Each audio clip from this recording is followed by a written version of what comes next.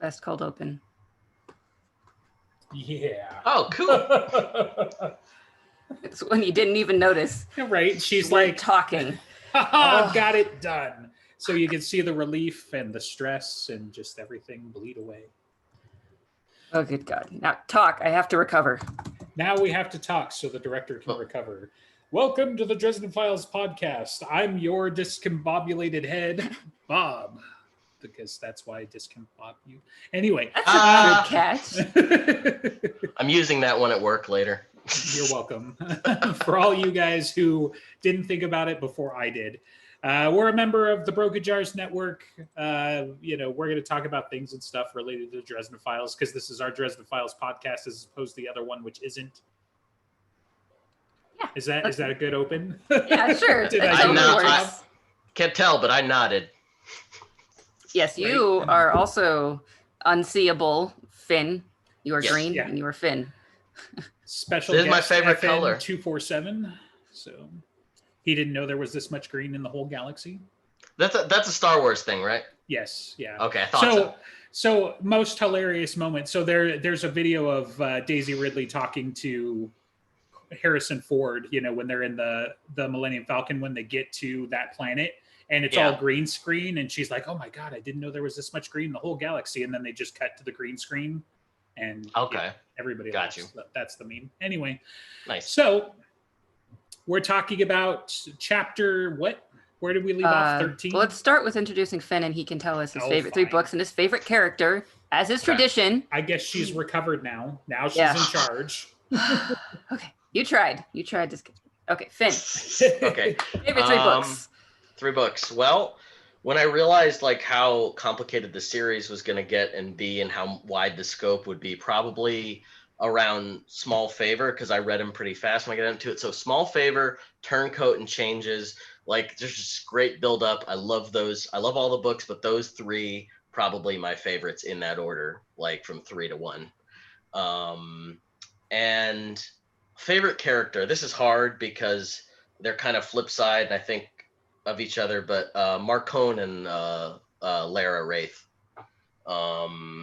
Because the first Marcone. It might be the first Lara. Yeah. I think they're both destined to go to war with one another, and that's going to be one of the books. So this is going to be your favorite book at the end. Yeah, when that happens, yeah. And Harry, of course, is going to be Yojimboing that shit, playing both sides. So, yeah. One has a vast international empire and uses sex as a weapon. The other one is succubus. So. Exactly. Yeah. I mean, I don't know. Some people getting crazy about Marcone after the trailers that we see him in. He's literally on top of Harry in Battlegrounds in that getting trailer. Dressed. Yeah, I wonder if that takes place before or after. So, Yeah. And Marcone, also the only other person besides Harry to resist Lara, I think, in history, at least in terms of the books. That's what Thomas said in Cold Days. There's 2 men who've turned her down in the last century. She was annoyed. Yeah, I bet. Okay, we are starting today with Peace Talks chapter 17. Oh, wow, we made it so far. Yeah. We have to make some good progress today. Do we talk about the trailer for all 5 minutes? The trailer was awesome. I enjoyed it. I rewatched it several times. Yeah. Oh, really? I think it was great, but I mean, there was Harry talking to the mob on the street, which we all kind of assumed was coming anyway, and then there was Tony Stark has a nightmare about the Avengers getting annihilated scene, which is Ethnu's standing there holding someone's spear.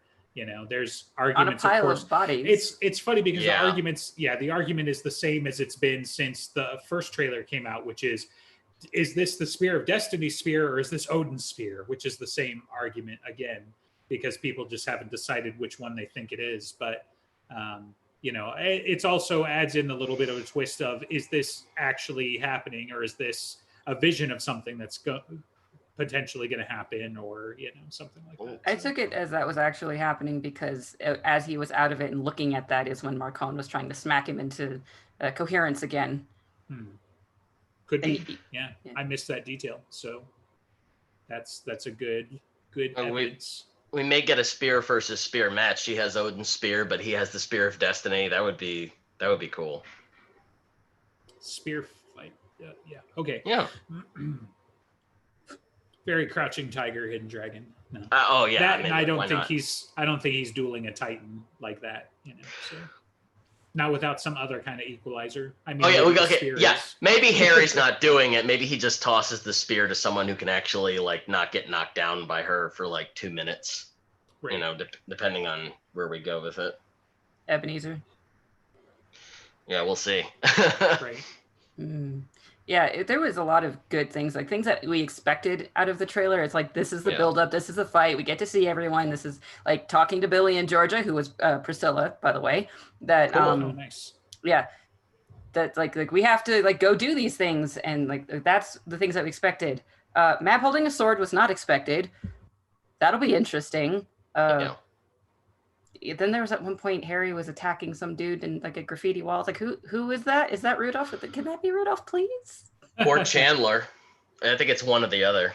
Did he have a bowler hat? No, he didn't have the bowler hat. He was just a dude wearing a suit, which makes me think it was Rudolph. I hope it's Rudolph. Yeah.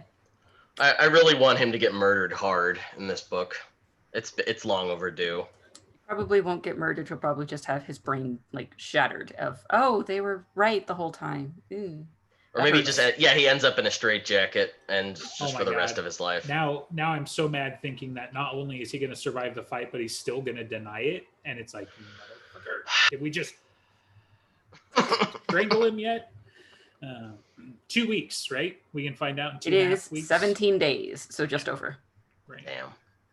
And we're on chapter 17. That is a fantastic segue. I'm so Good happy. job. You were so smart. Let's go. Yes. All right. This is after summoning Molly. So he is driving Molly back to her Svartalf Embassy apartment so she can figure out what burned down and what didn't. And they are very kind and gracious to her, much more than they ever were to him, for several reasons. Because she's got power. Harry gets no respect. Right. And Harry wants to go home. He doesn't have a home. This is where I cried. Yeah, I mean, he's been through. Mm-hmm. Yeah. For real? Because yes, totally. He nailed it. This is what it's like to be homeless. And I've been through that several times. And so when he was describing it, it's the 0 point of where you start to compare everything else. Like, how do you know where you're going if you don't know where you're starting? Yeah. He nailed it. It's like maybe 200 words, but it took me like 30 minutes to get through it. Mm-hmm. Yeah. And home is where the books are. That just set me off again. Yeah, I mean, that hit me too. Yeah. Actually. So the closest thing Harry has to home is a carpenter house. And so he goes and finds the Carpenters. Right. This is the one where, Michael's doing sets, right? Mm-hmm. And then, he's like, Harry, you want to do a few? And he's like, well, the Winter Mantle's restless, so why not? Yeah. So. And then he asked Michael, how many did I do? And he said he stopped counting after 40. Right. Got the weight set on 1,000 or something, probably. Probably. If it goes that high. Whatever Michael had it on, so within human limits. Right. Michael, who is also the older guy warrior who's been working out for decades. Like, I'm not saying upper human. Michael's probably very strong, but he's probably got a couple plates on it for sure. So yeah. I was picturing 200 something maybe. But okay. And Michael's saying you need to get some rest and get some sleep. And Harry says like he can't because he's too important. And they go back and forth on that a little bit. Yeah. Michael talks a little bit of like, well, how Harry is a good person, but one of the reasons that he always invited him to church was to have him increase his faith, but not in anything else, but in himself. He needed to believe in himself more as he's going forward. And they do talk about Molly they haven't seen her in a long time and they're getting worried. Wait, man. I like how Harry is surprised that she hasn't told them yet. Right. He shouldn't be surprised. He told them. Right. Yeah. And I was like, yeah. I mean, Harry's so much in his own head that like, these ridiculously obvious things to so many other characters can happen that he's just like, wait, what? You didn't tell him? It's like, no, Harry. It's like, yeah. Well, the thing that occurs to me that it's probably been overlooked is like, how long has it been since she's been the Winter Lady? At least a year and a half. At least, Right. yeah. So Christmas. Yeah. So they did a Christmas dinner, and neither Harry nor Molly were there, because if Harry was there and Molly wasn't, he would have known. That Christmas, Harry would have been out on the island. Yeah. Fair. Yeah. Fair enough. Yeah. Yes, but Molly probably would have gone home at least for Christmas, and But still she hasn't hid it. told her. Yeah. And then at the end of Told Skin him. Game, she was there and protecting and helping Harry give birth to the second daughter, and Right. she still didn't tell them. I think that's the last time So to she's see been her around. also. She's Yes. just Yeah. still hiding it. And she's just also been distant, not been talking to them, not been coming around, especially more recently as she's been trying to get the Leshy numbers up in Eastern Russia. Right. Which I Which kind of is- looked those up, and it's Leshies are creepy. right. They were either some kind of cat thing or some kind of treant thing. They're trees. So, They're malevolent trees. right. Right on. They were great in Witcher 3. They're awesome. Gotcha. I still need to play those games. Same. Yes. Okay. But Harry says he will talk to her and try to get her to come around. And Michael makes a comment. Ignorance isn't the same thing as tolerance. They don't get to they cannot tell him things, but he knows he's not being told things. Mhm. So don't abuse it. Yeah. Okay. Yeah. And then Harry goes to sleep. In chapter 18, describes that he is sleeping in Daniel's old room because he has gotten out of the military or is still in whatever military, wife, first child on the way. That would be the Right. first grandchild, and he'll probably never use these clothes ever again because they're like decades old. Yeah. He got his Good- shit back It's together. good he's not after- around to screw things up, like, talk about the swords in front of vampires or, whatever. Yeah, Mhm. that was not a great look. Right.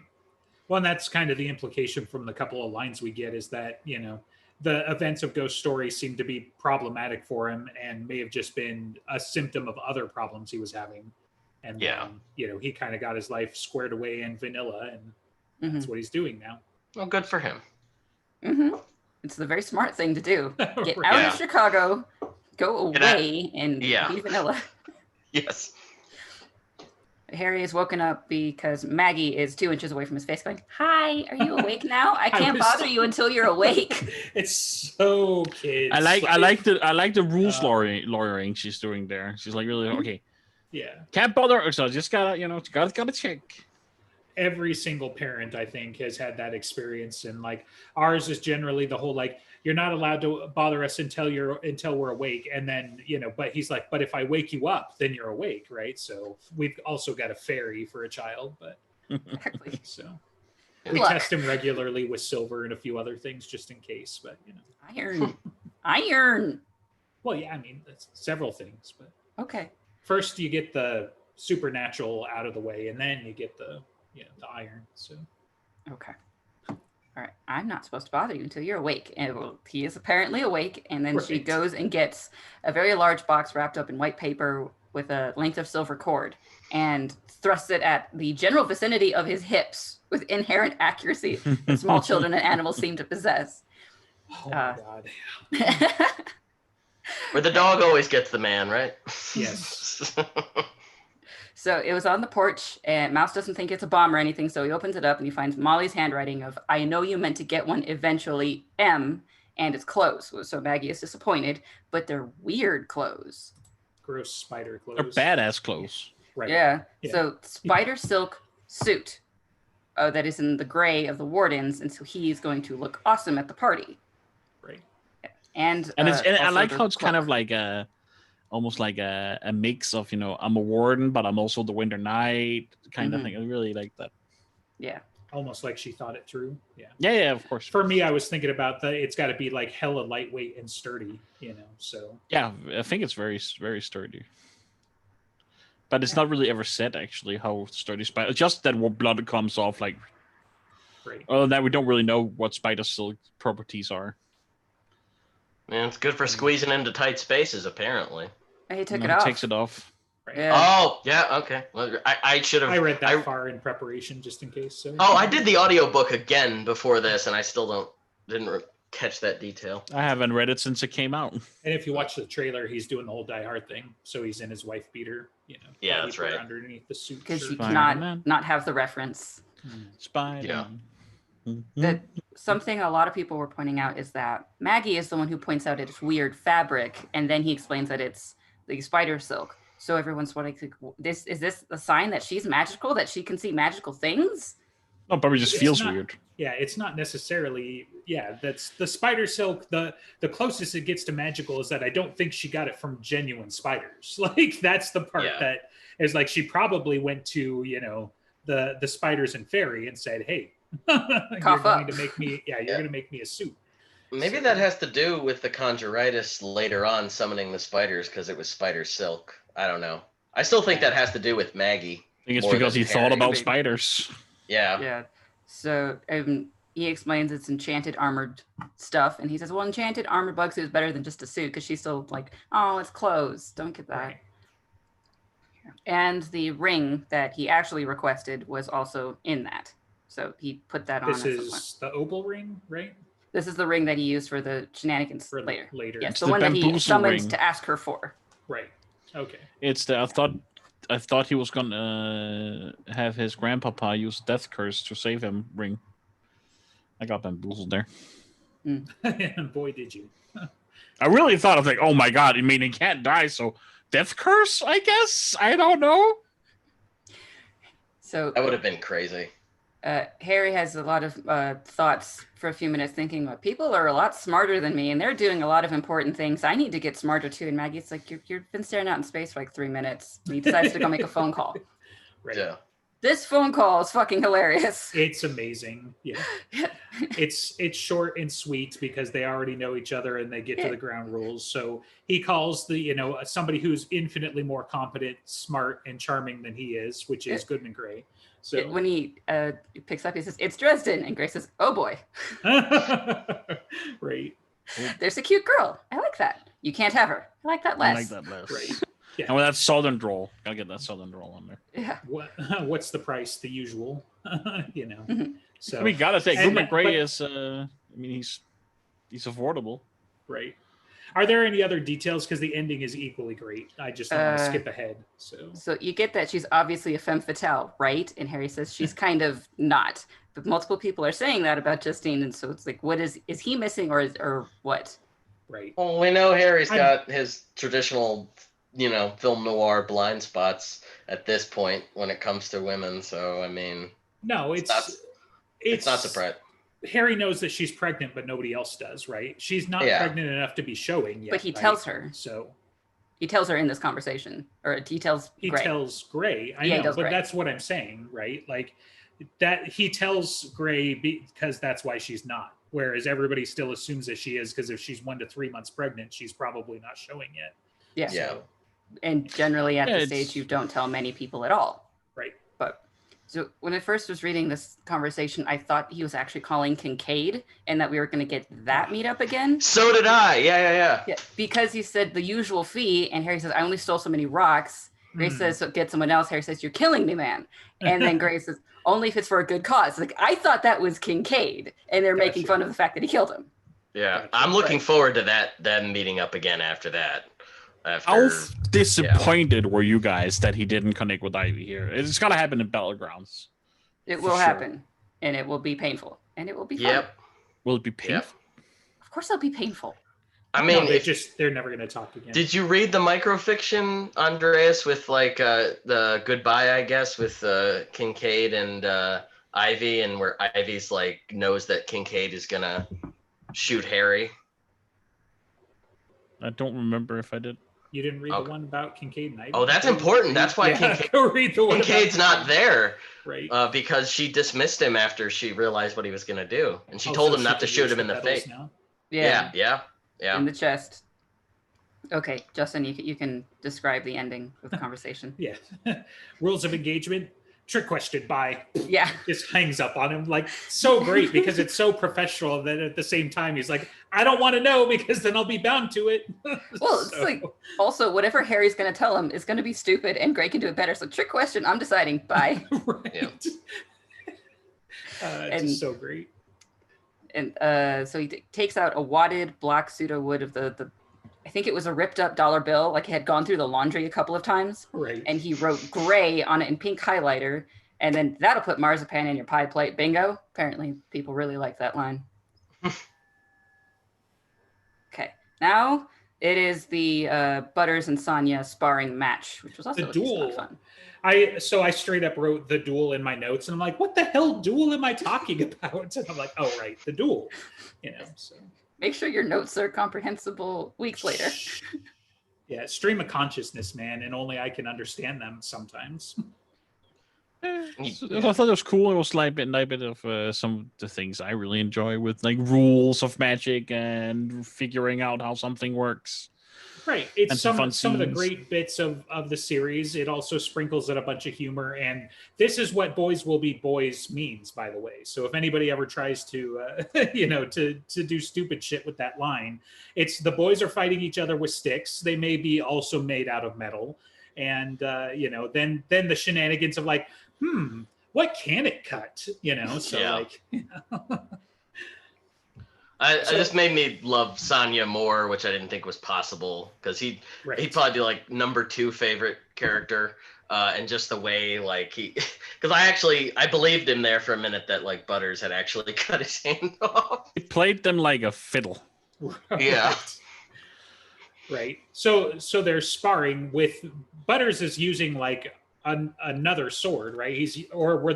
They were using training swords, and then they say you use the real swords, and he's like, "Are you sure? Am I allowed to do that?"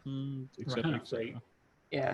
Yeah. So they're using wooden swords, and then they pull out the real ones because they have to know what it's going to do to them. Like, well, and they never Sonya's tried like, it. if there's a better sword, then I need to know about it. So they connect, and you get the whole Duel of the Fates starts playing in the background, and they're like, it didn't just cut through the sword. So they're like, okay, I guess we're doing this.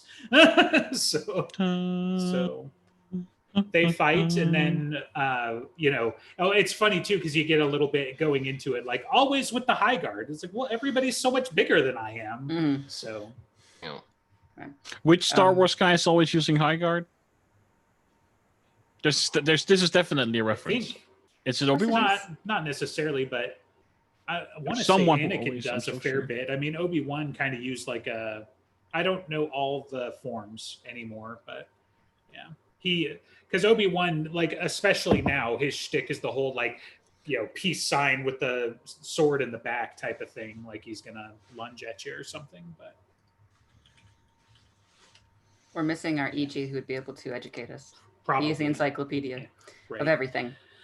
Okay. So anyway, they duel, and Butters takes his hand off. So yes, now we've got one less knight in the world. Hey, he's still a knight. He's just missing his hand, kind of. Missing his important hand. Like literally for the I can either entire work on this series. or shoot, because I only have one freaking arm. So. Right. Harry calls for the medic, and then he goes and joins Butters and Sonya, and Harry starts saying, "Wow, we were warned. We did not listen. How many hands did we see go flying off?" It's okay. I will forgive you, brother. So he puts it on fake. Right. Only need one hand for Saber. Can still be knight. And Butters like, "I'm such an idiot. I shouldn't take this anywhere." This should only come out when we're fighting evil. Right. Yeah. Then Michael shows up because he's the medic, and they start playing around. I was like, "So what happens if you stick your hand in the light beam?" And right. I actually thought it would hurt Harry. I know. Well, he describes it as being a little bit more warm, I feel like, than the other ones do. But at the same time, it still doesn't chop his hand off. Yeah. I feel like if he had left his hand there for like a while, it might have hurt him, but not like just to the immediate touch. I mean, I just took that as a sign that Harry's in the gray, possibly going grayer area, but not like, it's going to burn his arm off or whatever eventually. maybe he's just too used to cold. So. Oh, yeah, at this point, yeah. Lukewarm feels too hot. Yeah. All right. So they figure out that the lightsaber sword is not able to hurt humans. It is only able to hurt monsters. And this is given the explanation that there is an angel inside the sword, that it gets to make the distinction. And Butters feels really bad because he once sent that thing through the laundry itself. Right. Like, imagine you are a being with infinite cosmic power, and you're like, yeah. Okay. Yeah. That would lead to a second rebellion. If I was one of those angels, I'd be like, nope. Like, what the fuck? Yeah. I don't deserve this. Can I go back to being a katana? Okay. They had a lot more words than we did for this explanation. 3 nights. Right. Well, I mean, they talk about conservation of energy and, the angel being able to make the distinction. And then Michael being all smug. And it's like, I told you, the operative word of sword of faith was never sword, so you get that again. Mm-hmm. And then, they talk about how, the sword probably can't hurt, mortals or anything like that, but it's going to be even better against monsters. And then Sonia's like, time to get Kalishnikov. So yes, because he won't be able to defend himself against mortals. You must have something that will. Right. Okay. Yeah, works. And then Harry has to go to a party. Right. Chapter 19 is a party at his old house. That's not his house anymore. Right. And, he does acknowledge that he had been there as a spirit, probably. So he's like, I was told I was here, but apparently mortal Harry doesn't really fully have the memories of Ghost Story, which fits, but is also interesting since we have Ghost Story from his perspective. So it's another one of those, at what point is he writing these books and at what point does he get said understanding? But I felt it was important also to mention that because he acknowledges that he remembers being there as a spirit, maybe, but he doesn't remember going there in skin game, which is what everybody was all up in arms about. Like there were a couple of times I was paying more attention the second time through where it's like, okay, yes, this was a mistake, but I think this is a legitimate mistake versus Jim's trying to pull one over on us, because there will be a secondary reference, like the whole better future versus brighter future, I think is used both ways. And so I think it's, we could chalk it up to a mistake versus, retcon or something else, You don't think these are the clues for the universe? Oh, or the timelines being, well, Sonia was physically a lot bigger described, I think, in this one than in past books. Like he either muscled up or like steroids.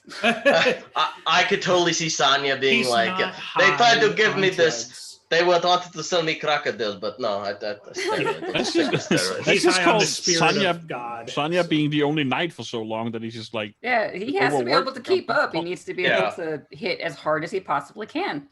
I'm curious how old he actually is at this point in time too, because I sort of like mid-30s, I think. Well, I think okay, so he's still generally like a little bit younger, because I was definitely getting more like Arnold Schwarzenegger vibes, where it's like eventually Sonia's going to be in this long enough, and I think part of that is like because Michael, and also like he's been the Soul Knight for a while, so right. So the timeline of what I remember, he got taken up with the Narians when he was 16, and he was with them for several years until Shiro kind of helped him get out. Yeah. I think at the point of Death Mask, I'm putting him around 25. And now, so that was book 5. We're on book 17. Let's give or take 10 years. 37. He's around mid-30s. Yeah. Okay. So makes sense. that's my guess. So, but in any case, Harry's definitely got several years on him. Yeah. Even Butters does, And I think that's part of it too, is because Butters, I think, is older than Harry, even just by a couple years. And so, you have this whole like, okay, we're getting old, like. I think at this point, Priscilla could probably fix it with the timeline. He's probably around 42. Mm-hmm. And so Butters was 37 as of Deadbeat, and it's been 10 books. So he's mid-40s, late 40s. Right. So we're not quite in red territory yet, though. Retiring extremely dangerous. So, yeah. So. Okay, Harry joins up with the rest of the wardens and tries to make a uniform, like we are all on the same side presentation. Right. But we get to see the other senior council members come out of the limo. That was kind of fun. I am not some wilting Violet, Ebenezer McCoy. Move aside. And Martha Liberty steps out. She's always been fun. I do kind of like to see her much, but every scene she's in, she kind of steals it a little bit. Yeah. Right. And I do kind of like the theories that her cast may be put on for show and that she may be doing some stuff behind the scenes because she's a thaumaturgist and kind of a spy. And she's going to pull... Right. Go ahead. I was just saying she's going to pull a Murphy and like not use a saw, but magic when like the fight goes down. Well, I mean, they Yeah. don't really talk about it, and you're about to meet with a bunch of accorded nations of monsters, and so putting some blood in the water by being, like not able to run away, just Yeah. seems like poor. Like it's almost certain that Listens to Wind put that cast on her, and they maybe it's enchanted or in some way or something like that. But like, I don't get the feeling that she was there with an actual broken leg. But maybe we're just reading too much into it. Hey, So- she still might be a badass even with a broken leg, so Oh, we'll yeah. see. Yeah, I think Right. she's on the senior council, so. Yeah. So it's a old style white plaster cast on right leg, evidently immobilizing the knee. So yeah, she could do all sorts of things with an immobilized knee. There's no indication she has to move around to do magic. Yeah. We don't know what her abilities are at all, but she is in the know about Harry and Ebenezer and all of those other important things that Ebenezer was relying on her for on Summer Night. Okay. And then Grigori Christos comes out because he wants to smooth things over with Etri before there's a buildup of steam, because he is a politician. Yes. The people. Always in a hurry. It says Listens to Wind because he doesn't like him either. Right. I think he's too stupid to be knowingly Black Council. I think he's being used without his knowledge. That's the vibe I get, that he's not like in league with them. I could be wrong. Of He's course, the internal affairs guys of the White Council. Yeah, he's right. Yeah. I think it's Yeah. right. I think it's the nature of the Black Council. I think we're playing in a universe where all of the Black Council are being used. They just, like, Cal thinks that he's in on it, Yeah. And it's, I mean, I've had the same conversation with other people. It's like sometimes you're on the outs with the inner circle, and sometimes you're in the inner circle. But if you're in the inner circle, you should not pretend that they won't get you too. Well, yeah, the very so- nature of this thing is everybody's going to turn on everybody else if they think it's to their advantage or survival. So, Right. We'll see. So Listens to Wind comes out, and I think the description of him has changed in this books versus the other ones, because his braids are silver in this one, but I think they were more of that like dark with streaked silver before. Like he is noticeably aging in front of them a little bit. Oh. And he does ask for Harry to watch out for a mutual friend, run interference for him at some point. And Right. Harry asks, who is it? But he doesn't get an answer. Right. It's like crack for wizards. Yeah. Even when you're asking for help, but don't tell me the thing that you want me to help you with. No. Right. Okay. It's like a drug. So go ahead. You probably got more detailed notes here. I'm just looking at my thing because stream of consciousness. Like, it looks like they talked about the Paranet a little bit. Yes, And then- because as they're about to walk into the building, they see the Better Future Society, Brighter Future Society Right. thing. And while Bill pipes up of like, but why did they turn to Marcone instead of to the White Council? And Harry turns around, their children were being stolen, Right. and we weren't helping them. They got Yeah. help where they needed it. Yep. Yeah, their kids were being stolen, and it's not like we were helping them. And he looked all chagrined and everything. Yeah. Yeah, because I mean, it's normal for you to think that we're the best people, so why didn't they ask us for help? But when you didn't have the resources to give it, then they will find it elsewhere. Right. There is Ebenezer also- chimes in with the whole, like, well, there were bad calls all the way around. That's what we're trying to fix, so. Yes. There is also a little bit of a discussion of rules of engagement, of how should we handle this thing that's suspicious? We'll use your head. Right. Maybe Be not to smart, break be their polite, face. and have a plan to kill everybody in the room. So. Yes. And there's that moment of, was it in this conversation of Harry? It's like, what's that thing that Ebenezer told him? It's like, was it that quip? No. Oh, is it something never leaves you sweat? Right. Yeah, something like that. Yeah. Right. And we get to see Childs again, because he's Right. like the doorman with a very polite German Shepherd who's sniffing them all.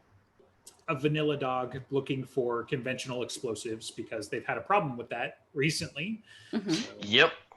And Harry So- Justin's walking into the building, so Right. Well, and my thought here too was like, so Childs is on the door, right? And it's very clear that they're looking for mortal conventional explosives, and they weren't, at least at this level, looking for any of the magical kinds of whammy and whatever. Nobody makes a big deal about what Ramirez is carrying because, they presumably have guns, knives, and whatever else. They're not making a big deal about their staffs. But what really got me, though, is Childs is on the door with the dog.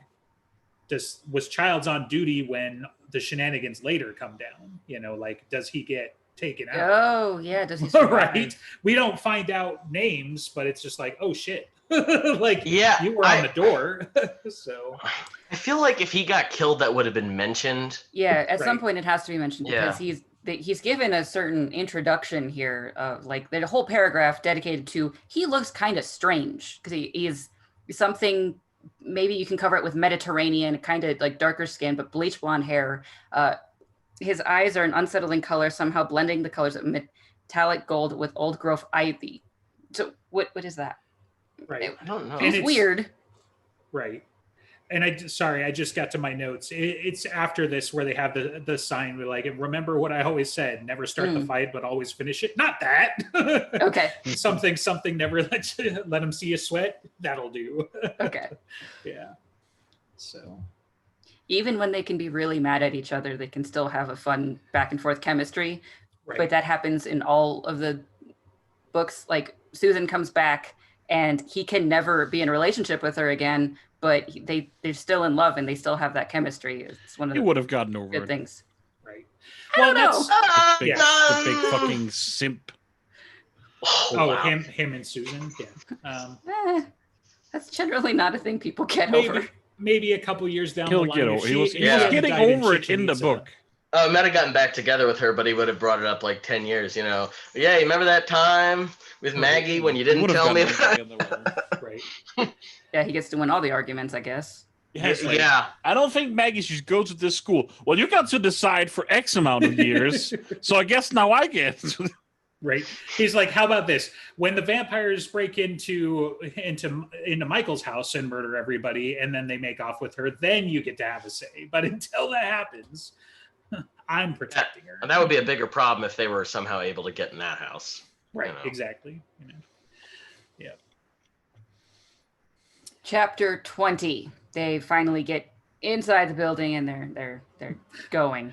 Right. Chapter 19 is just walking up to the door. I was realizing that this read through, I was like, man, some of these are really light on detail, but they're 10, 15-minute chapters, So Yeah. because this one, it's there's a fair bit of detail setting up the scene and whatever. You get the drapes and the colors, and over there is the who gives a shit, and they're faced off with the who fuck you guys, and there's the ghouls, and I really fucking wish they would, so that I could unleash, because that's not going to come back to bite me in 5 minutes of conversation. And there's Faravax giving stink eye to so. That was so much fun. Yes, this is the description of the inside of the building and all of their different colors. And there's the orchestra on this side, and they're playing something German, and right, everything is sparkly. Somebody owed somebody a favor. So yeah. I think that's what's fun, is that the implication was that they were she who owed Marcone a favor, which is kind of interesting. So, or that Mab owed Marcone a favor. Maybe. So something. Favors have definitely been swapped, and somewhat recently, so. But. Harry really gets bad value out of his deals with Dishy. Yeah. Well, I mean, it kind of depends. So. I mean, it was a clever moment with Eldest Gruff, and it was forever He's wonderful. bitching about the donut. He got his life out of that donut. That donut was a cover for "Please don't squish me today." It helps that Eldest Gruff is not a dick, because many of the she's that he has to deal with are like that. Yeah, well, he got to parlay before he got crushed. Yeah, there's that, and I mean, his quirks in asking for the donut made it so Eldest Gruff was rooting for him with Titania afterwards. Right. Which is very good things. And it does pay off, but it's like a fucking donut. Right. Okay. He's basically setting up in this corner, it's the Svartalfs, and they're unhappy, and Christos is already talking to them. And on the other side, it's the people who are basically polar opposites of them, and like winter and summer on the complete opposite sides of the thing. And everyone has their colors. Colors are everywhere. Right.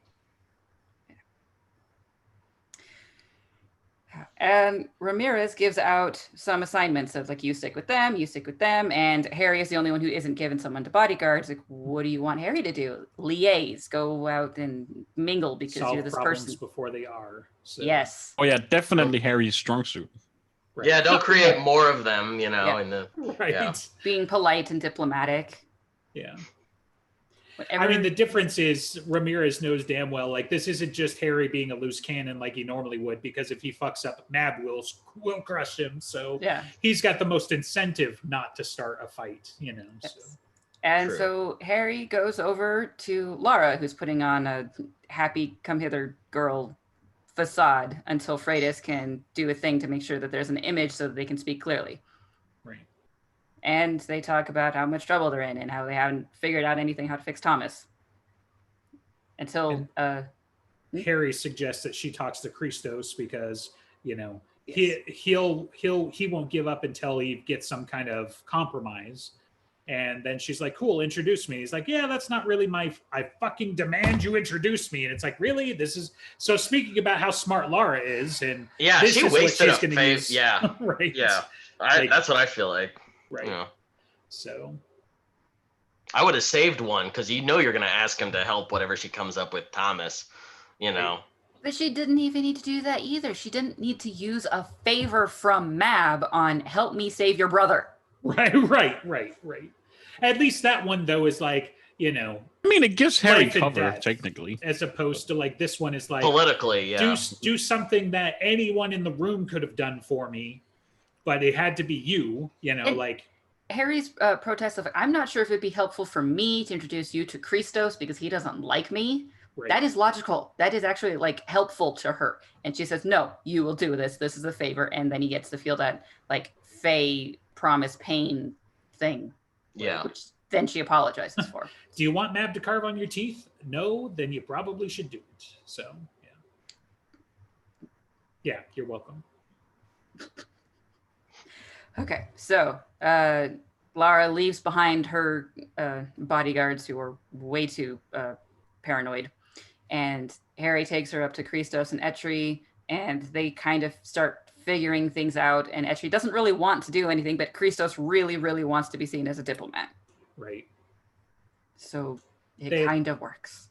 Right, and this is where they get him moved to, the castle, right? So yes. That's the, well, I mean, if you want vengeance and you're just going to kill him, then great, but how's that going to look for everybody else? But if you're serious about putting him on trial and being neutral about this whole thing, move him to the castle where Dresden can get to him.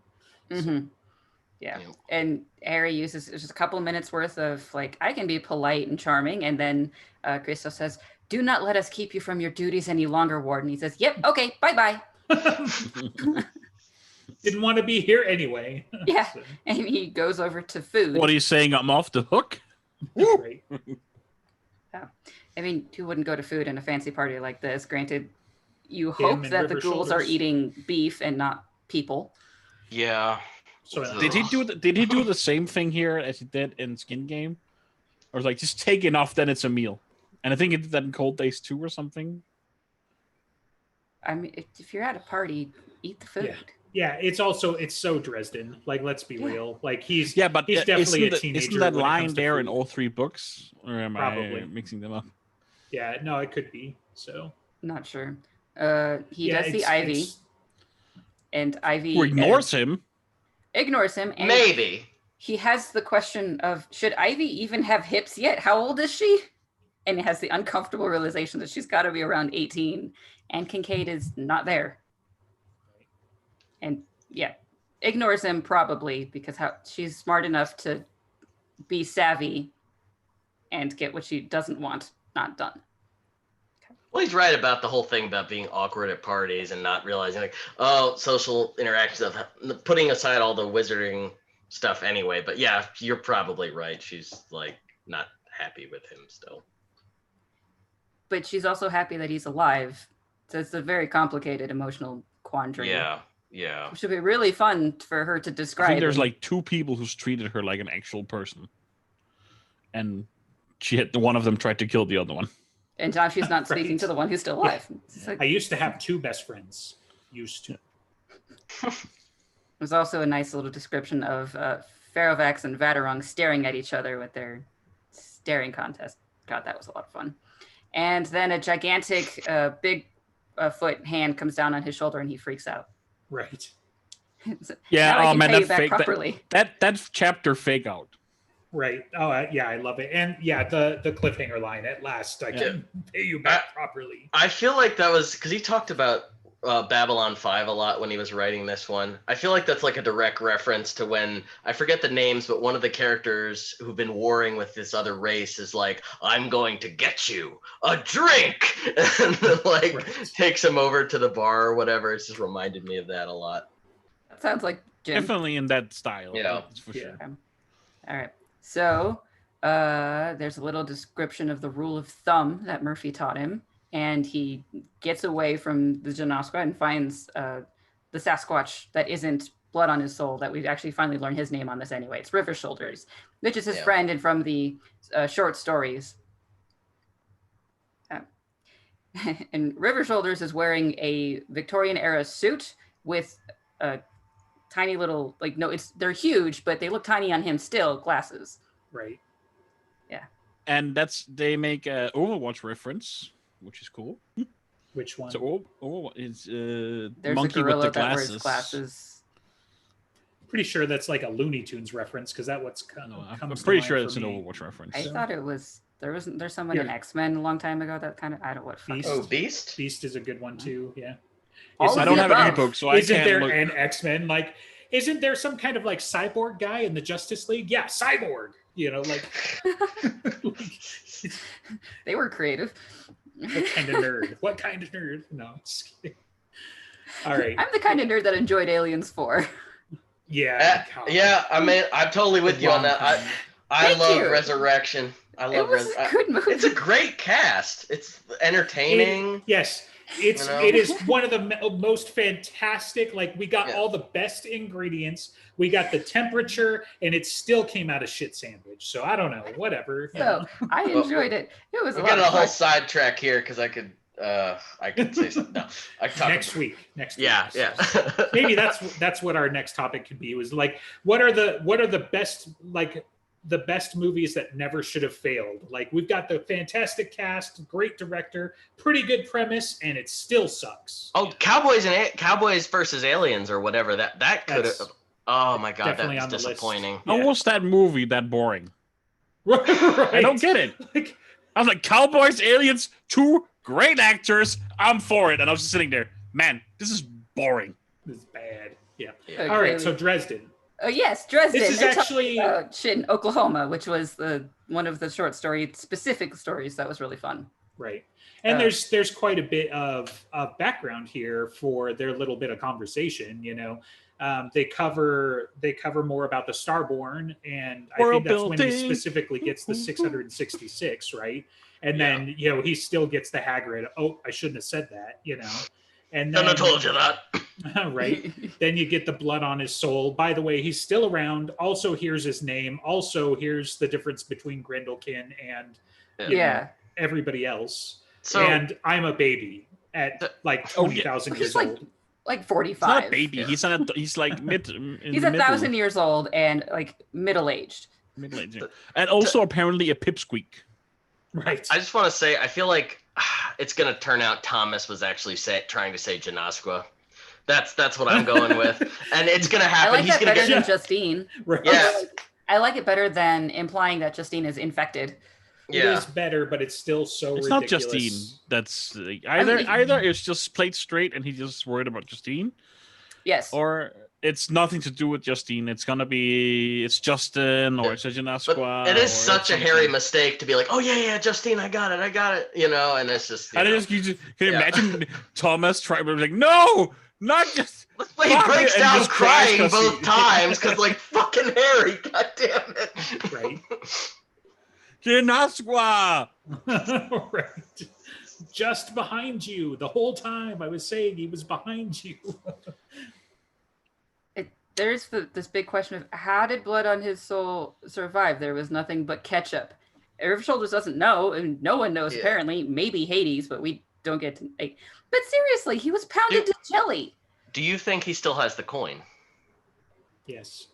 How did he get out? That is the big question. Because if the coin was integral from him, like he can definitely make his own way. The immortal's gonna immortal, man. So, not. This is probably he made a deal with Hades.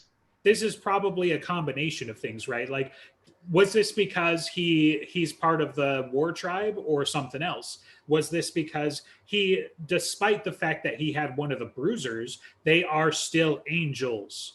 There really shouldn't be that big a difference between them other than personality. So, like, did this angel be like, hey, guess what? Here's a phylactery and you'll come back in about 4 days or whatever, like, who knows how it's done? It's also a Horcrux, it's also implied he might be an archetype of, right. So that might also be why. He's a mantle. Blood on your shoulders. The blood is the mantle. So as long as there's blood, he'll come back.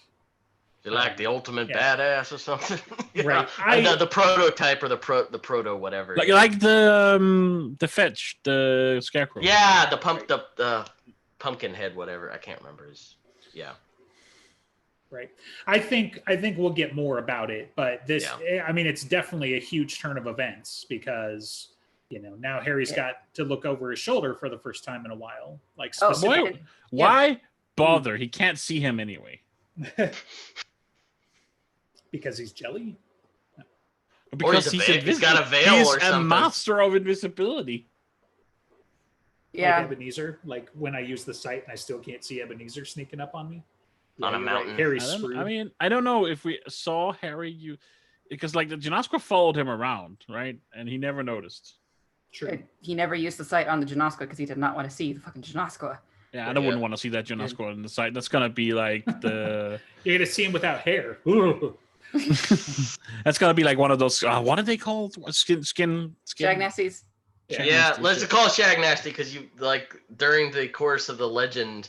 The more you name them and think about them, the more they pay attention to you. Nagloshi. Yeah. Oh no! No, those things genuinely like terrify me because I've looked into that stuff and it's. Ugh. But it's all made up, right? The good news is, if they are going to get you, you're mostly just get eaten, and then it doesn't hurt very long. So, one tidbit that you did not mention, Justin, is that Beowulf was Vatterung. Oh yeah, was that conversation too? Yes, so the describing Grendel and what all the things that Grendel was trying to do, and the Beowulf had to get that taken care of because it was too much, and Beowulf was Vatterung. He has a lot of names and faces. Lived and fought like Odin a mortal. Literally has just been everywhere and done everything. That guy. Odin knows how to wear masks and mantles. Right. No. Yep. I think Fairfax definitely. Oh, sorry. Who am I gonna beat today? Beowulf, Odin, Santa. One of the other 100 we don't know about. Well, Fairfax says he's going to close the underworld, the ways to the underworld later. So that made me wonder about some things like what other masks have he? I think he's going to close the ways. The way. Okay. What if he is Merlin? I know EG's going to hate me for saying these words. Oh my god! But what if that's how he's able to get around the mortal time, like the mortal? Age. I mean, he's skipping around time because he's fucking taking off the mask and going over there and being Beowulf. And he's also busy at the gates as Rashid, and I mean, you're like, wait a minute, that's a stupid one. No, I mean, I get it. And Merlin, Merlin is almost for sure in the gem in Dream Reach. So I think it's a question. If we take what Ebenezer said and change this as fact that Merlin was taught by Odin. Then and Beowulf, prayed to Odin, so Odin hung himself on the tree for 9 days in glory to himself as God. Okay, right. I don't. It's like you're right. It could work. He cheats. Yeah. Tell me. I hope EG shows up in the next 35 seconds to tell me I'm an idiot. Because that'd be amazing. EG, I summon you. Because he's listening. Hope so. Okay. I hope Murphy and Butters get married and they both get French swords. Fries. That'll come in. A little bit of candy. Murphy and Butters? Did you say that? What? Okay, yeah. I'm just trying to fob off EG. You're right. That was a big part of it because you also get the distinction between like the his tribe was the Grendelkin, and Grendel Mhm. was one of these, and all of this stuff, like the blood on your shoulders. But there's a Yeah. distinction, and that there's 3 paths, right? Because there was the Sky Path. Is it the Warpath? Because that's what my brain keeps saying. Yeah, I think it now. was Okay.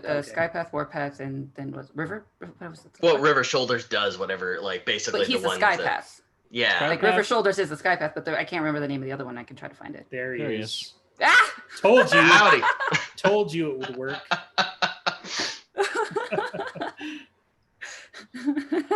He's already mad. What's he got to say? That a Christmas sweater? Shirt. Nice Shirt, Tis the not season. sweater. Right. Oh, okay. Listen, people can start throwing pumpkin spice at me in September. I So- can wear a Christmas shirt, No, Listen, I like, wasn't criticizing. Ghost I was just saying. especially since I've been running around all day in it. It's a shirt I don't care about at the moment. Yeah, see, I don't mind early celebration of holidays, but you got to give the other ones their due. So Halloween is next. You can No, celebrate no Halloween skipping. right Yeah, now. yeah. So September is boring, so let's just skip to Halloween. right, that's why. And you- pumpkins everywhere. Pumpkins for all of fall. Right. So no, he's not Merlin. So you don't think so? No, Okay. I was I like, do we do this in the now? same way, he's not Rashid. Prove it. Well, I'm just saying we haven't seen him in the same place at the I same don't have to time, prove so- it. Battleground is probably going to prove it. well, when it Merlin hasn't been shows out. up. Not yet. No, when Rashid shows up. Yeah. You know, at the very end, like hand in hand with Leah saying, "Oh, we fixed everything at the gate." La-di-da. Right. Up until the moment I see them in the same room, I am hanging on to this. Listen, people Which have, even, people I have mean, hung come themselves on, you watch worse Dark. things. That doesn't prove anything. Jim, Oh, exactly. Yeah. Different timelines. Okay. They're all the same person I'm in sorry. different time I fed her. reference frames, just like the electrons. Right. Everyone is Rashid. I just, Shut up. So I gave her I know- all the I know justification Jim- she needs. They're all projections of Harry's subconscious. Jim does probably not watch this, but I know Priscilla tends to watch. So if you talk to Jim, and Battlegrounds hasn't gone to print yet, could you like have them be in the same It's room? gone Just, through like print yet. just casually Got mention early it? copies. Just put it as an epilogue. And then Odin shows up and shoots Merlin in the face twice. There. And Rashid watches in horror. Everyone was Rashid in different time frames. Yeah. Sure. This chapter actually has a lot of good info. So we Yes. get all of that, and then when so they go. Some of this takes place after he's like, it's getting a little hot in here, right? And this is the guy that Yeah. Harry's supposed to So that was when they create were asked. space for. It was getting a little hot in there. They asked where can they talk privately, and Einherjar sounds he's a little uncomfortable with the Bigfoot in front of him because he knows it's a Grendel, and then that's Right. how that conversation started. Right. And then he puts his hand on his shoulders and be like, look, whatever beef you think you have is not with me, type of thing. With this So- giant hand that just made Harry freak out on his shoulder when he knows that that's a bad guy. Well, and That's that's what's crazy too. It's like this dude is obviously predisposed to violence against you, and you just grabbed him. Like that sets off a lot of warrior types. Like, Mhm. dude probably knows better by like 3 levels, but I'm not saying it was the smartest move in the moment either. Yeah. So It didn't work out badly, so like, whatever. right. In this conversation, River Shoulders is also offering to teach Harry things, very similar in the way that Listens to Wind was offering to teach Harry, because Which means Listens he's to Wind dumber. is a good kid. Yeah. He's still a youngster. Right. But then because the comment of Listens to It being a good kid, of like, just how old are you? And all of the older wizards are really trying to hang on. They're near the end because the time is happening. And that's when Harry says 666 years. It's like, oh, you learned that, huh? Hmm. A little tidbit. Right. And then the conversation has to end because Molly walks in, and Right. Harry does have the thought of like, she looks too good to be my friend's daughter, and I hate myself, whatever.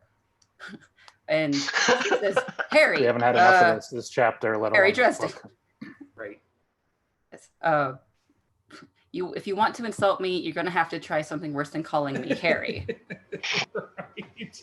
Good line. Yes, and then he just walks out, and Molly explains that the fiddler was getting inappropriate with Yoshimo, and Harry Dresden has to be the one to make him stop permanently because he is the Winter Knight.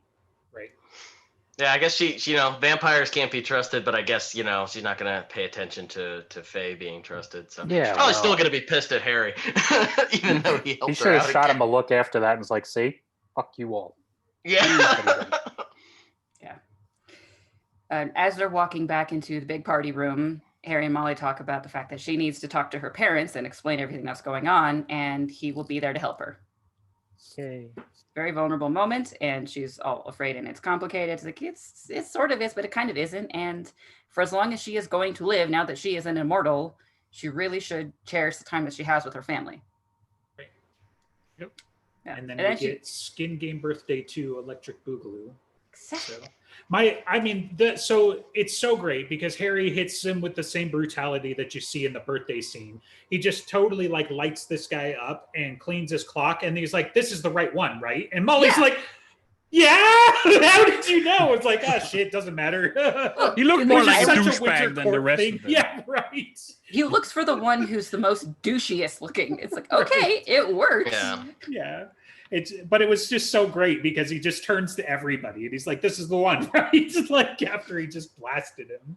So Well, he could have made it up, paid a wear guild or something if it was the wrong one. Yeah, what's the worst that happens? They hate him. Yeah. yeah. Somebody else is mad at Harry. Oh well, no. Yeah, but the Winter Court, ooh, spooky. Yeah. So Yes. they do what Winter Court kids do, and he's like ice sculpture, right? So they just put him as a live ice sculpture on the table. Sculpture Well, yeah, on the other guy buffet got a lot table worse to be off. displayed. And if he survives, then he is banished from Winter forever on pain of death. He got Next time we'll off easy. actually kill you. The other Yeah. guy got turned into soup. Oh, what the rawhide? No, well, eventually, but Yeah. no. The two she at the party. Yeah. they Oh, got- okay. In cold days. Yeah. Okay. Yeah. All right. Okay. All right. And then Molly's like, please excuse this disruption and continue on with the party. And people are trying. This And is then go ahead. Lara asks to be loaned the winter night to escort her outside because she wants a breath of fresh air or something. And Molly is very suspicious but allows it. And this is when Lara says that she succeeded. Thomas is going to be moved into the castle, so they are going to steal him and She's calling in her second favor. I want you to kill the Batman. I mean, get Thomas from Arkham. So you're welcome. I'm sorry. I couldn't. No, you're not. Like I can just see the scene from the trailer with the eyes and the face and the "We're going to get my brother." Okay, chapter 22.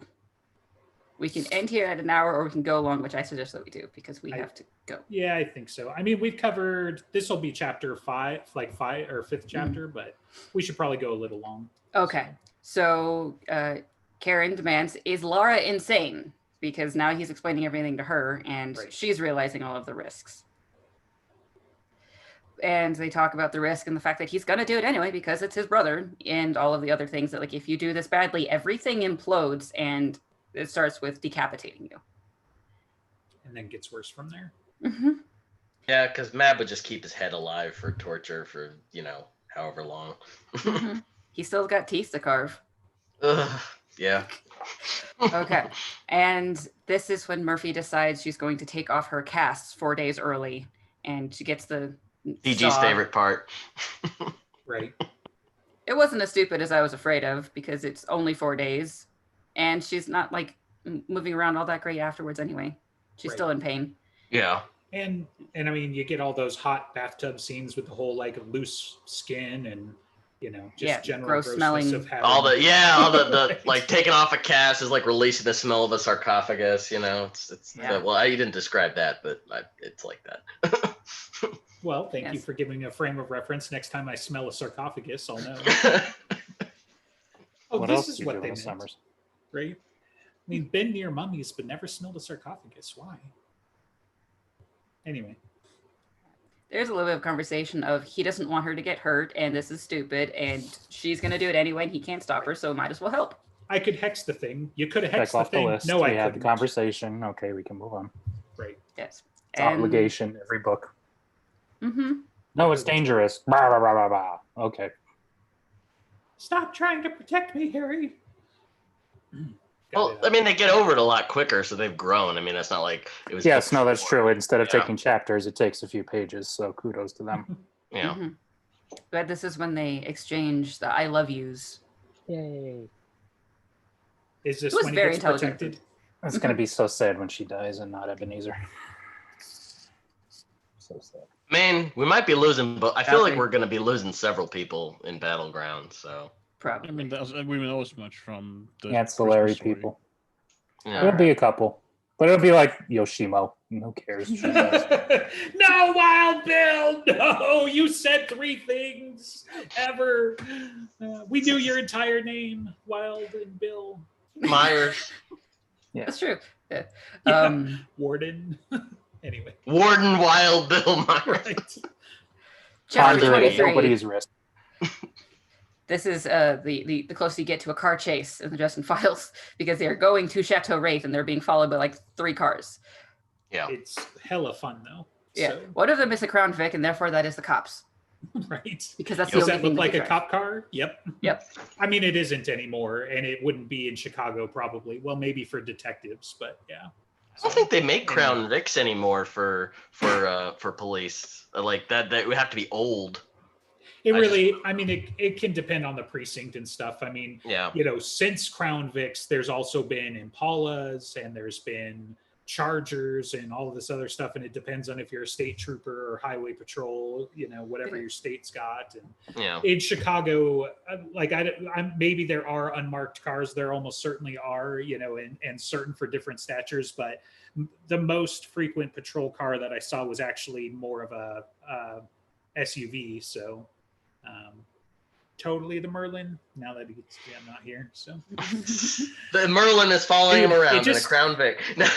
you ever figure something out and it just feels right? Like it's going to be great when I'm wrong. I'm okay with that, but it feels right now. So anyway, but yeah, so they do more like SUVs and shit like that, anyway. So Yeah, there Crown are Vic. 3 cars following them. The Crown Vic is assumed to be Rudolph and Bradley. Right. Then there's a battered old Jeep, if I remember right, then that was going to be gray. And then there is a Right. silver minivan. yeah, I was Following- going to say there's a van. That's definitely the FBI. A Seems to be, minivan? right? The All the those surveillance cliches like we're gonna van with the flowers on it, and we're not obvious at all. Next time I want to go to the dance. I've been in the van for 15 goddamn years. So Okay, so this is a get off the highway, but then they veil and speed up because it trips the speedometer, whatever the fuck it's called. radar It gets- gun for the It gets Rudolph and Bradley pulled over for speeding because they were trying to follow as they're going back onto the highway. right. That was rather fun. Yeah, and then the Jeep pulls up. Yes, and that one is gray.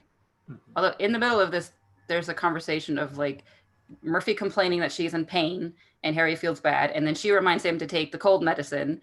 It's like, is this what it's like to get old? Right. That's the end of the chapter, or towards the end of the chapter. But yeah, they're talking to Gray. Gray, Dresden's like, shouldn't you be watching Justine? Like, what the hell? He's like, bro, everybody's watching Justine, like, Yeah. including creepy Gary. So Yeah. um, And so Murphy had the question of why is the FBI watching her? And he says, well, they tipped off Tilly, but why is the FBI watching Justine? Just the fact that shit's going down, FBI should be alert. We don't see the connection from FBI to Justine. right, Yet. because Yes. Tilly is now Mulder Tilly, so he's clued in. No, I don't know. A little. Yeah. Right. Yeah, so he also talks about how good he is in subcontracting and blah blah blah. And I don't remember the context for the line, but I think it was Murphy, and it was like, and because they're talking about like Thomas's situation, and then because he's an idiot like you, he didn't tell her, Justine, like Mhm. they all kind of agree that she's the angle, right? That whoever's doing what to Thomas was doing it to Justine, Yeah. Yes. and Yeah. because he's gonna protect Justine, she doesn't know anything about it. So That it's is- not just if Harry's being a blind idiot, it's not just Harry. Everybody kind of buys into that narrative as well. So Yeah. I mean, even if she doesn't know anything and she's the leverage, okay. If she does know something, watch her. I mean, all of the logical things to do is watch Justine. Right. I feel like she's not gonna turn out to be like a backstabber, but it's gonna be like a thing with like Ramirez or something where like there is some secrets or like subterfuge going on for some reason that we don't understand that's gonna be a problem later. But I don't think it's gonna turn out to be that she's like, oh, she's been the bad one the whole time. At least I hope not, because that would be stupid. Yeah, I hope not. Yeah, but then, you know, the end where it's like, you know, oh, you're hurt and achy, and oh, you need to take your cold medicine. And I'm like, oh my God, they sound like they're old married people already. And they were like, Exactly. is this what getting old's like? And I'm like, yes. Yes, it is. And let's see. So Murphy did give Gray paranoid Gary's information because they might as well team up because they're on the same side. Right. And tell him where he got it. Otherwise, you know, he'll dip because Yeah. he's paranoid. Yeah. And then they continue on to Chateau Wraith. And Freitas, so Yeah. much. Mm. The flirting, the hitting on, the blushing. EG should come back Yeah. because chapter 24, Freitas met us at the door, and this is when Murphy has to say, I'm not an invalid, and she puts the gun up to Freitas' head and like wins that tiny little grapple match. Yeah. Right. It's still a little dumb, but this just proves that Freitas is dumber than her sister. Well, she's, I mean, Maybe. obviously, apparently she's horny, so like she's distracted. Right, bored. You know, there's a lot going on there. She's not as professional as her sister. There's that. No. You know, Yeah, so Sigrun is better.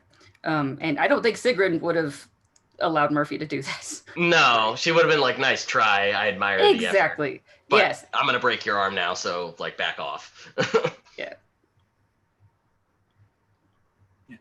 shame we can't make something work because we might all die tonight.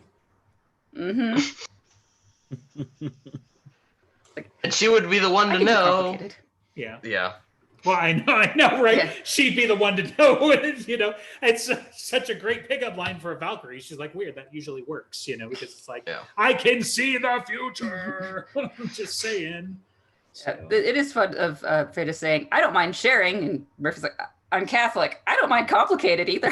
right. Conflicted. Yeah. Conflicted, yeah. Yeah. It's like, yeah, whatever. It doesn't have to be whatever. So, but they go to Lara. Lara's in a hedge maze somewhere on the estate because it's iconic, I guess. Well, she's got to have dramatic entrances, you know. No, Doubt. her above ground outdoor sex dungeon. So Yes. I think they described it as like a gigantic bed that is bigger than any bed ever, with like a canopy or something. And she's sitting in the middle drinking espresso because this was her warm up for the eventual party fight that she knows is going to happen. also diplomacy. There's some implications. So she talks about having obviously fed, because like Murphy gives her a whole ration of shit about it, but also that, you know, this is kind of how her people do diplomacy. So I'm not sure, like the implication was kind of like similar to Svartalf's, right? But it didn't have to be Svartalf. So maybe it was she, or maybe it was somebody else, you know? Yeah. But we don't know. It totally There's could be something with just their getting eyes work too, done. right? It's like the first, like a thing it specifically They're mentions. sapphire blue. Right? It's the first time that he's seen them like completely or humanized. Right. Usually there's some white in them. I mean, who knows? Her and Harry might start dating after Murphy dies in the next book, so maybe that's what they're setting up. I hope so. And then Harry can feel all guilty about that and like cry, and Yeah. Lara can be like, "You get really girly after." I mean, he could be so lucky and then die, but yeah, no. Yeah. She, like, if there is a Black Widow in the series, it's freaking Lara Well, Wraith. the mantle might help offset that, because like I feel like it would be. I don't know. We'll see. I like this contemplation, so please continue. Oh no, that was the end. I was just like, we'll see, like, you know, like, because they both have their, you know, predator, demon, whatever in them. So like, I feel like if they, at this point, like if they actually, like, you know, it wasn't an illusion and they got together, it might not kill, you know, Harry this time. I don't know. So I'm willing to grant you, I'm curious what the implications would be with the winter mantle, right? Like, does that Yeah, give it yeah. some Molly kind should of go hit up on protection? Lara and see what happens.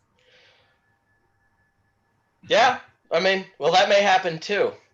How I do you mean, know she wasn't? Harry's So- best friend's daughter and his like technically stepsister. You know. Starting to turn into some. Yeah, now stuff it's right starting here. to turn it. Yeah, it's starting to. Yeah, like it's some of those other fantasy novels where that stuff just goes on way too long. Well, it could just, Mantle, and how does that react? And then Lara, Yeah. and how does, does she survive? And For Yeah. science, of course. Yeah, for Exactly. interesting. Yeah, he could write it. He could write it where it wasn't that. he got a BDSM scene to fit plot relevant shit. So yeah, it Yeah. totally works. We're Yeah. diplomatizing. Do you mind? Yeah. But Harry does clue into the fact that someone has bugged Lara's office, and that is probably why she's not in her office and outside. Yeah. And she didn't like that he figured it out, but she doesn't know who's bugged it, or at least she's not sharing. And there's just been things happening in the past Why few would I weeks tell that, you that? yeah, Yeah. that like other people have known too much of. Right. Yeah. She's gonna have to clean house again soon, probably, in terms of personnel. Yeah, they're still playing the game, is kind of the thing. So like he asks some open-ended questions and then she's just like, yeah, no. So, which, it kind of goes back and forth because again, she doesn't seem nearly as strict and professional as she has in other books, right? She's not as scary or predatory in this one. Right. I mean, it could just be that she feels vulnerable because she's about to lose her brother, but Yeah. I think she has Oh, no, go ahead. In this conversation, she's also kind of describing the calculated deadliness of the way that the White Court is working, of the fact that if she is too weak, they are going to kill her and take her place. Very similar to what the Winter Court is doing to Molly, of they're going to attack, and if she fails, then they were right to do so. Right. Yeah. I think she genuinely has like some human like feeling towards Harry. I don't know how much of it and how much of it's like a work. But I think there's definitely like, something there other than just the predatory instinct. At least that's my take on it. Could be. Yeah, But I mean, I kind of miss her when she was scary, because scary was fun. no, I mean, I think like it'll go back in that direction because both. I mean, it just adds complexity, right, to her character. It's fine. She's definitely not like get croaking in the next book, so she'll be around for a while. She was barely seen in the trailer. It made me suspicious. Maybe she gets knocked. Maybe she gets put out of commission. She gets her ass kicked, and but I mean, I'm starting to think that she's going to be one of the people who dies. Oh, that would. Why is she going to be in any way, shape, or form threatened? Like that's not very White Court. So like she should be elsewhere unless she gets ambushed by a Fomor hit squad. Do you really think she's going to be in the team that goes to take down Ethniu?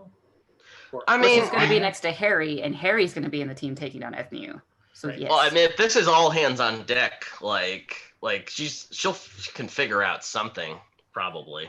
Like, don't get me wrong, she can throw down, but she's not a brawler, and her court's not going to honor that, right? In changes, she got a Navy carrier off nearby in order to take Molly and Thomas to and whatnot. So maybe she'll just. I'm going to tell you what's not in Lake Michigan, though. So like she doesn't need a Navy carrier. If I were to start at the top Michigan. Of things not in Lake Michigan, that would be right. There's also a Navy base there. Come on. Dude, yeah, if she calls up elements of the military who she's made go rogue because they're under her thrall and they're like fighting the foe, that I could see her doing that. Like just a couple jets to like start dropping bombs on the Fomor. Yeah. I mean, if they have a bunch of guns there, so come on, start shooting. Help out. One moment I thought was fun was Murphy is basically threatening Lara of like, try to stab us in the back or feed another one of us and I'll put holes in your skull. And Lara's like, did you just threaten me in my own garden? Yeah, pretty much. And just making sure we understand each other. Uh-huh. All right. And that they do more establishing of where they stand and that they are going to get Thomas out. And then they kind of just go into, all right, we're going to talk about the plan. And this is the beginning of chapter 25. And I think this is when they start doing this back and forth of like conversation and then like things happening in the castle, conversation, things happening, very heist-like. Yeah. Yeah, because it starts out like, okay, let's get down to business, and then it cuts to the gala, and I forgot it did the back and forth, but it's I think it's worth calling out that the trope of of heists in general, that if you know the plan before they enact it, then it's going to fail because it's going to get complicated. You're going to see the complications. But if you see it happening in real time, then they're going to succeed. So. Yeah. Pretty standard trope. You get a little bit of the back and forth, but I feel like because it's enough live action comparatively, that should clue you in that's probably going to work. Spoilers. So it starts with basically describing it's a castle, Marcone, blah, blah, blah, lots of security. And Harry says, before we go in, we need to set up a way out. And then this is when he's talking to Ramirez and feeling bad that he's going to do a trick on Ramirez later.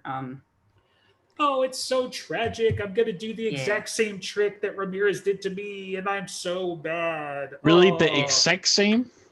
Well, come on. He's basically he's using a liquid that he has placed on Ramirez, and he's going to have the other half of it. It just, to me, it's like he's feeling bad about shit that at a minimum Ramirez did to him. Yeah. I mean, I'm not saying it's exactly exact the same. Now he can't be righteously angry about it because he's done the same thing. That's probably yeah. They're in the same level, right? Yeah, that's what I'm saying. I mean, come on, it's practically a magical prank, in comparison.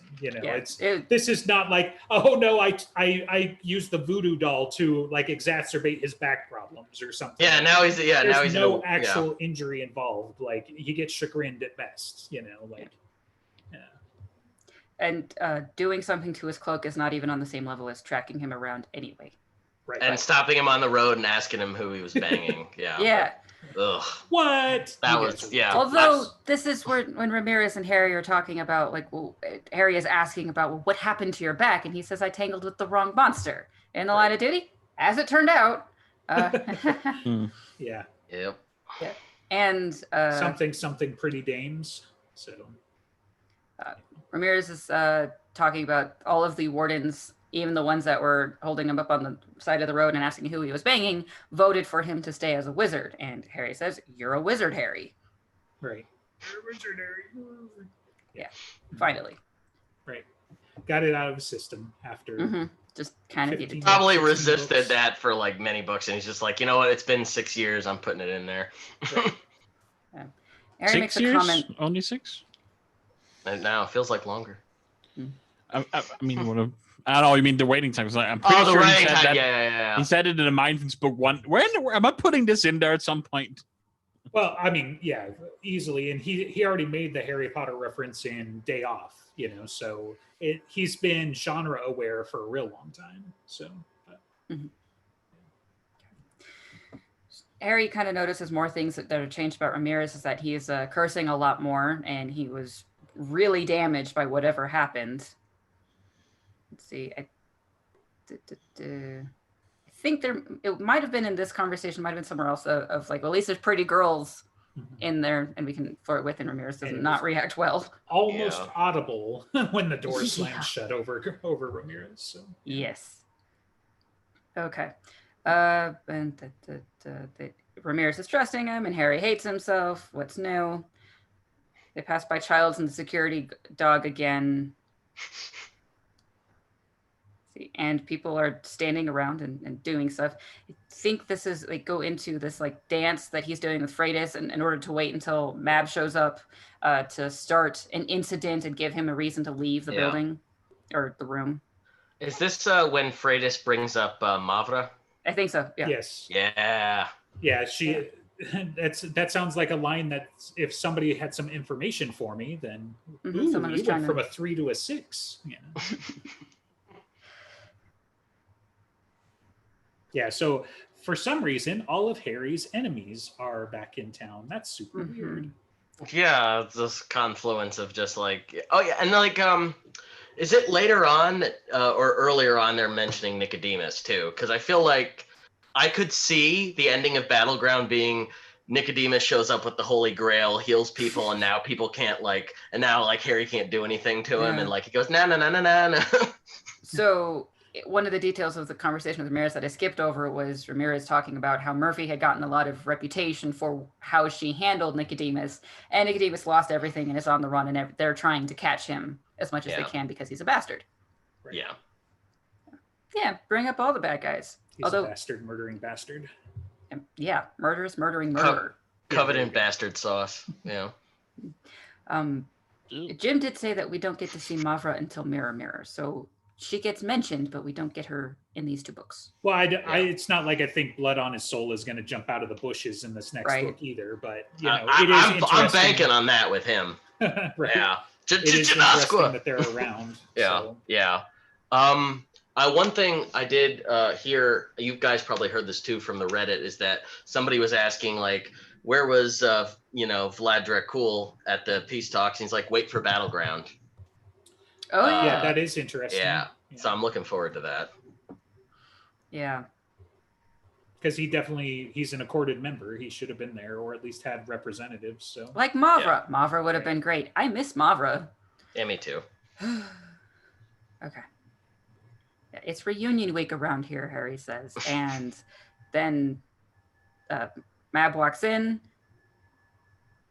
and Freitas acts like she's been super offended and slaps him. And that hurt. Not quite the same thing as when Mab bounced his head around an elevator, but Valkyrie, thousands of years old. Yeah, that hurts. Mm-hmm. And then she goes and cries on Laura's shoulder. Yeah, because that's in character. That's believable. Yeah. all the Iron Yarn are like, smacked me when I tried. Like, then she just walked off and smacked someone else. Why is she crying to Lara? Right. Like, why is he still in one piece? Like, why did she not break him over her knee? Yes, but all of the people who notice that it's wrong are kind of at least on his side, so they go with it. Right. I'm just imagining Ebenezer giving him the stink eye the whole time. Like, what are you doing? Yeah, something's happening and you're not allowed, but okay. And it was in front of Mab, so Mab decides to, like, something has to be done. And Harry walks up and says, you have to trust me. I never wanted to say this to you, but just trust me. The interaction just in general is so great because it starts out with like, wait, was her dress this purple a minute ago? Because she's halfway to her aspect of judgment right now. Yeah. And then it'd be like, look, I need you to look really mad and look at the door. Like so for that, I would hardly need to invoke a dramatic muse, So that transformation or description is when she had walked into the room, her gown was a deep purple, but now as she's sitting in the chair and being very mad at him, it has gone dark as midnight and streaks of black were flowing through her silver white hair. She's getting dangerous, and he asks her to trust him. Right. And so she does. Yeah. She tells it, okay, she does the gesture as he says to do. You're going to tell me what's going on? I really shouldn't. Yeah, you don't want me to. Right. It is a pantomime, and she does her, you go gesture, and then they get into the gym. And Murphy, little tidbit as they go back to the past tense of whatever, of this is the place I know very well. I know how we can get access to the rest of the building because of the gym. And even Freitas eventually says, once they figured out that they can just drop things down and get to the next floor, there was no way that they were going to repair that hole in the wall. Right. So they made it permanent. Which is, it's great because eternally dead warrior type thing. I thought that was hilarious. I also liked the scene just a moment before this where he goes up and the Iron Yarn's going to stop him. He's like, look, if I don't smooth this over, my boss is going to kill me. And it was like, literally, dude, she's going to fucking kill me, with just the subtext. But anyway. Yeah. Well, I hear it says, watch that Freitas. She'll gut you as soon as look at you. Spoken like a 3. Right. Yeah.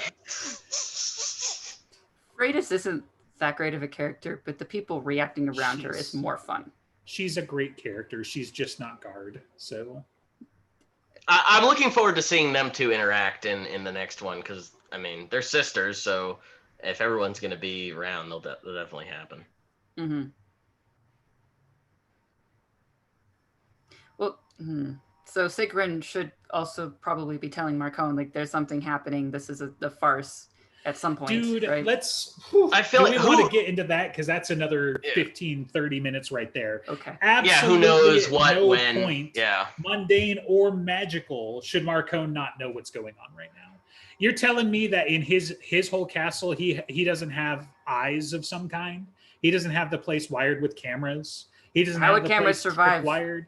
And- There's only one wizard coming in, and they've done all there's sorts several. of. There's 3 things. Well, there are now, but it's not like this castle was built to house the White Council. Okay, He knows Harry's going to drop by. Maybe on occasion you'll get a senior council member, but even still, that doesn't preclude doing something with the Spart Elves, who are able to get the technology working somehow.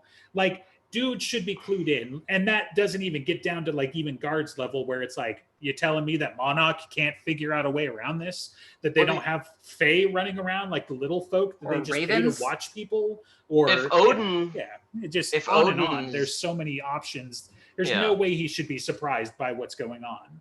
So, and the fact that basically only Fairfax even gives them side eye is like beyond me. You're in a room full of very stupidly powerful creatures, let alone some demigods, and the only one that can see through Harry's shitty ass spell is Fairfax? No. And Odin. Like, I mean, Matt should have. The misdirection's a big part of it, right? If you're not looking at him, then you can't see through the veil. But like, come on, it's ridiculous. So, I think Odin is. I mean, if he is helping Harry as much as he's running a game on him that we don't all know about, and I think it's the same thing with Marcone, since a lot of ways, I think one of the reasons Harry has such an issue with Marcone, besides the crime lord stuff, is because he's like such a flip side to him.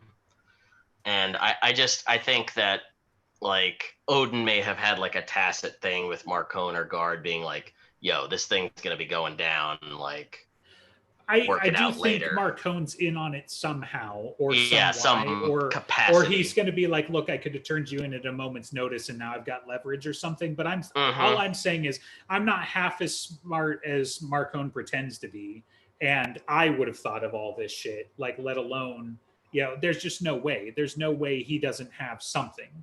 I just can't imagine it. It seems like a huge blind spot if he does.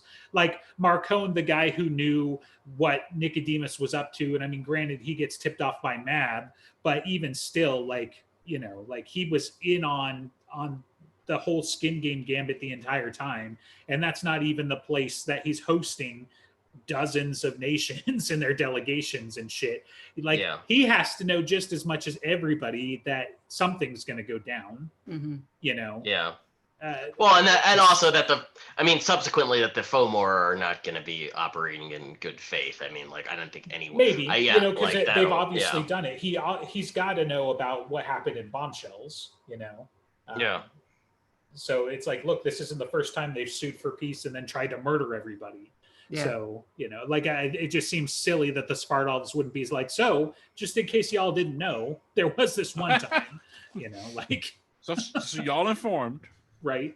Like, because if I were Etri and like, hey, they tried to off me or some of my people the last time they sued for peace and they called for these peace talks, I wouldn't make the same mistake twice. I'd be like, look, they already tried that once, so we're going to be doubly cautious this time. And yet we don't get any of those lines. So that's why I'm just like, I don't think these guys were as surprised as they seem like they could have been, but we'll find out in this book. Maybe they didn't expect a Titan, but that's that aspect. Yeah. Right. Okay. Surprised at the scale, maybe. Surprised at the backstabbing, not remotely. So they are getting ready to go down the laundry shaft, and Harry's elbow accidentally touches Lara, and Lara is in pain. So Harry gets all warm and fuzzy knowing that it was real, true love. And Lara is like, shit, you're going to burn me anytime I touch you now. Right. Harry's like, neat. And Lara's like, fuck. So congratulations, dick. Congratulates him. Because finally, she's made comments on that for years. Like, seriously, you haven't hooked up yet? Right. Yeah, and then Freitas is like, Laura likes you, but you're different, so likes you, yeah. And that's where I was like, wait a minute, maybe this is starting to be like the girl next door kind of like he like wants to ask you if you want to go steady. Why do birds suddenly appear whenever you just gonna start when they look at each other. So Have Laura and Harry had a soul gaze at this point? I No, don't think Okay. so. Lara and Ramirez did. Right. Oh, that's okay. So Lara goes down the elevator shaft and says, give her 60 seconds so she can distract the guard. And Freitas makes disparaging comments. Right. Yeah. Then they get to argue about who's the most professional and who's got their job handled, and she all but lays the whammy on Dresden, and he's like, "That's not what I meant." So, Right. Yeah. Okay. Anyway. And Freitas does her fucking misdirect with the thing that I was so excited for in the trailer of Lara trying to eat him, and it was just an illusion. Because I really wanted that danger to happen, and then she has to pay the consequences for it because Mab specifically said, don't eat him, so therefore I think she's going to eat him. Right. Yeah. And it was an illusion by Freitas. How dare somebody listen to Mab for once? Okay, that is the end of chapter 25. We'll start with chapter 26 next time as he does the Die Hard impression. Stuck in the elevator. Spider-Man. Yeah, that one. All of them. Plug our shit. This has been the Dresden Files podcast, member of the Brogajars.xyz network. Click on the RPG drive-through-rpg.net link in the description. Join us next week as we talk about what we were going to talk about when we weren't talking about while we were talking about the thing. Hit while us we up were on recording. Patreon. Yeah. Oh, yeah. Give us And then money. You can join all of our annoying memes on Discord, which is mostly just Star Wars shitting on each other. Yeah, but it's fun. It's better than like, Disney shitting on the fan base, but whatever. There was a little bit of that. Yeah. Canon's canon, and that's just how it is. Shoot you out of a cannon. Thanks for joining, Finn.